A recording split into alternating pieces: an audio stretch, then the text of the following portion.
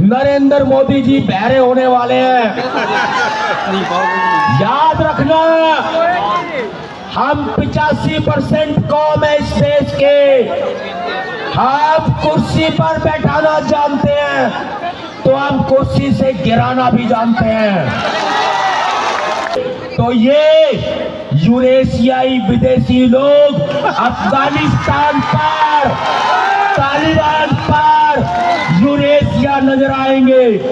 ये जो ईवीएम के खिलाफ जन सैलाब दिल्ली की सड़कों पर नजर आ रहा है और वामसेफ संगठन भारत मुक्ति मोर्चा मान्यवर वामन मेश्राम साहब को भीम सेना तन मन धन और गन के साथ समर्थन देती है। ईवीएम के खिलाफ ये लड़ाई मेश्राम जी बहुत पुराने समय से लड़ रहे हैं और इस लड़ाई में भीम सेना का हर एक भीम सैनिक बच्चा बच्चा आपके साथ कंधे से कंधा मिलाकर खड़ा है। और ये देश की आवाम, ये गरीब दबे कुचले लोग ये आज हुंकार उठा चुके हैं अपने। नरेंद्र मोदी जी बहरे होने वाले हैं। याद रखना, हम 85% कौम है इस देश के। हम कुर्सी पर बैठाना जानते हैं तो हम कुर्सी से गिराना भी जानते हैं। भीम सेना वाले हैं, भारत मुक्ति मोर्चा का साथ देंगे।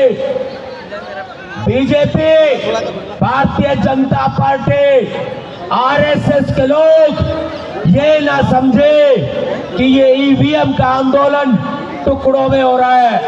ये टुकड़ों में नहीं, ये देश पूरा अखंड है और ये बहुजन समाज पूरा एक आज दिल्ली की सड़कों पर खड़ा है। और यदि हम एक बार आवाज उठा दें देश के किसी भी कोने से तो ये यूरेशियाई विदेशी लोग अफगानिस्तान पर, तालिबान पर, यूरेशिया नजर आएंगे। हमें कमजोर ना समझे, देश के संविधान का पालन करते हैं हम। और आने वाली 3 फरवरी को सभी सामाजिक संगठनों का, भारत मुक्ति मोर्चा का, सभी राजनीतिक दलों का मैं आह्वान करता हूं कि अंबेडकर भवन पहुंचकर दिल्ली में रानी झांसी रोड पहुंचकर एक मत होकर ईवीएम के खिलाफ इस लड़ाई को मजबूत करने में अपना विचार अवश्य रखें। हमने ये मीटिंग बुलाई है। आप साथियों से निवेदन है कि ईवीएम के खिलाफ अब दिल्ली में एक दिन या कुछ घंटे के लिए नहीं, लंबे समय के आंदोलन की जरूरत है। अपना राशन पानी उठा लाना और चले आना, जल्दी बता दिया जाएगा आपको। क्रांतिकारी जय भीम।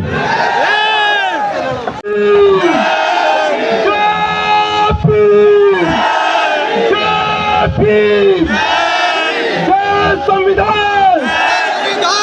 सबसे पहले देश के सभी संतों महापुरुषों को नमन करते और यहाँ पर मंच पर उपस्थित सभी गणमान्य लोगों को क्रांतिकारी जय भीम सैल्यूट करते हुए और हमारे सम्मानित वामन मेश्राम जी एवं दूर दूर से पूरे देश से आए हुए ईवीएम मशीन के विरोध में आप सभी भाइयों और बहनों का बहुत बहुत सम्मान करते हैं। सम्मानित साथियों, आप लोग जानते हैं कि इस देश के अंदर लोकतंत्र इतना खतरे में हो गया है कि यहाँ एक फर्जी सर्किट से चुनाव कराया जा रहा है। लेकिन आज जंतर मंतर पर ये बहुजन समाज के लोग ये संकल्प लेते हैं कि लोकतंत्र को बचाने के लिए ये बहुजन समाज के लोग कोई भी पीछे नहीं रहेंगे। और भीम आर्मी जय भीम संगठन की एक कार्यकर्ता होने के उद्देश्य से मैं दिल्ली की सड़कों पर ये वादा कर रहा हूँ कि इस बार हम लोग वोट ईवीएम से नहीं, बैलेट पेपर से देंगे। याद रखना बहुजन समाज के लोगों, अगर लोकतंत्र नहीं बच पाया तो न तुम्हारे अधिकारी रहेंगे, न तुम्हारा कोई सदस्य सदन में जाएगा। और जब तुम्हारा कोई सदस्य सदन में नहीं जाएगा तो आपकी आवाज कैसे सुनी जाएगी। और वो यही साजिश है उन लोगों की कि एक फर्जी सर्किट से चुनाव करा के वो लोग हमें सदन में से जाने से रोक रहे हैं। लेकिन मैं आपसे ये वादा कर रहा हूँ और ये अपील भी करता हूँ कि हम एक हाथ में आधार कार्ड और एक हाथ में हथौड़ा लेकर ईवीएम को तोड़ने के लिए अब की बार होली बूथ तक पहुंचेंगे। ईवीएम से वोट नहीं डलेगा और वोट डलेगा तो बैलेट पेपर से डलेगा। तो बस दो नारों के साथ मैं अपनी बात को विराम दूंगा। वोट कैसे डलेगा, वोट कैसे डलेगा, वोट कैसे डलेगा। जय भीम, जय संविधान। बहुत बहुत धन्यवाद।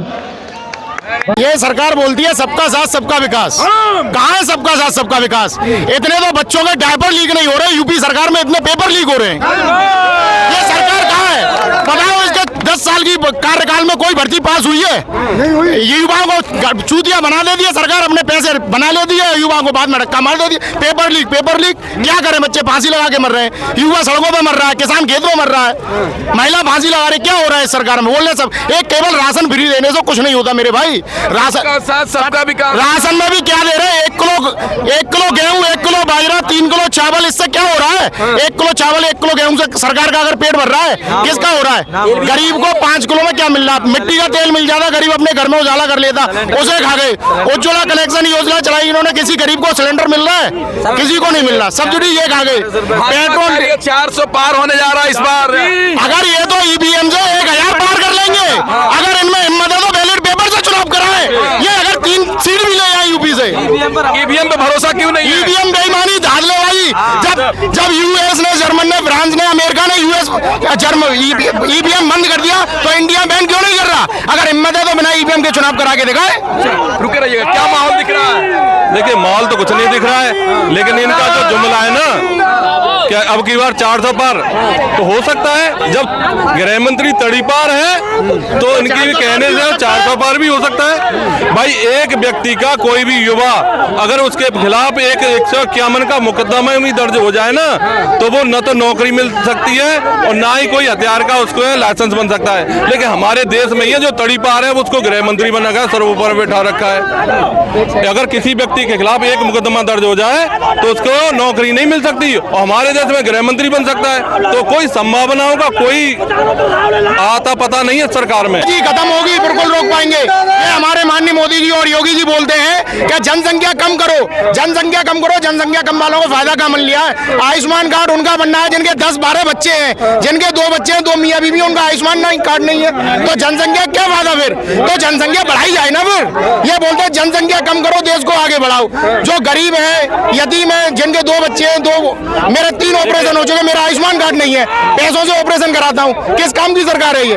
धांधलेबाजी की सरकार है ये, धांधलेबाजी की। 70 साल में जो कांग्रेस नहीं कर पाई, मोदी जी 10 साल में कर दिया। जो भाजपा कांग्रेस 70 साल में कर गई, मोदी जी वही तो खा रहे हैं, वही तो बेच के खा रही है। जो 70 साल में कांग्रेस ने कमाया था, मोदी जी उसे ही बेच के तो खा रहे हैं। इन पे है क्या? इन्होंने सारा देश बेच दिया, लाल किला इन्होंने बेच दिया, बंदरगाह इन्होंने बेच दिए, रेलवे स्टेशन इन्होंने बेच दिया। इन पे है क्या? सरकार को जाने के बाद में हम तुम भी बिके हुए मेरे भाई।